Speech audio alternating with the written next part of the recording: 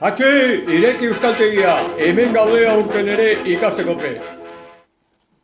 Patxi, iritsi dira veteranoak, sartu nahi dutela. Ez, geldi. Beste urte bat veteranoekin ez. Nik ja ez ditu jasaten.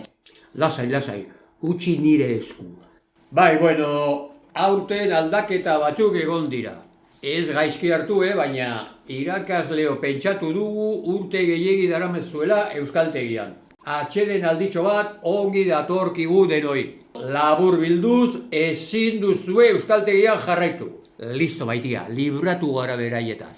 Baina zer diote, ondu lertu dut ala. Baina zer gertatzen du? Ez naiz ezer ulertzen.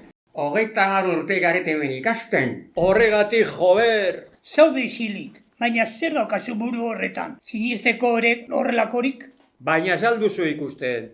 Zuen onenak emana dituzue, eta guk ezin dugu gehiago redio. Niri ez hitz egin horrela gero. Hori da misto zikina. Monagiloa, zinenetik nago ni euskaltegi honetan. Orain arte mesetan emandako ostilla utzi izango dituzu. Eman eurra. Zirinkume hori, euskaltegi hau, adreiluz, eraiki dugu gure eskuekin. Mesa gazteleraz egiten duzu eta, euskaltegian bai, baina gero kalean zer. Ez zara gai ahoa irekitzeko. 30 urte eta gero hau entzun behar izatea ere. Lasai neska, tranquil egon. Lasai neska hartu arnaza. Lasaiago biziko gara, utikan alproja hori. Damutuko zaizu. Baina nola da posible. Aita santuarekin hitz egin behar dut. Aitaren eta semearen. Baina parka dago eta goza gustora egon gara. Ez dut ulertzen. Bizitza osoan eman dugu euskaltegi honetan, zenbat bikoizketa, lehiaketa, zenbat afari. Ja lo creo. Alkate jauna. Itxon, baiet, botako gaituztela. Zer?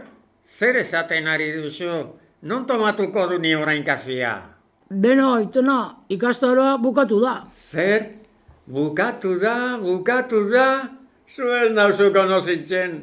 Aurten abat atera behar dut, bai ala bai. Bai noski, aurten bai gizona. Lehendakariarekin hitz egingo dugu. Bai, oraintxe bertain gainera. Oazen neskabotiak, ajuria eneara! Euskal Herria!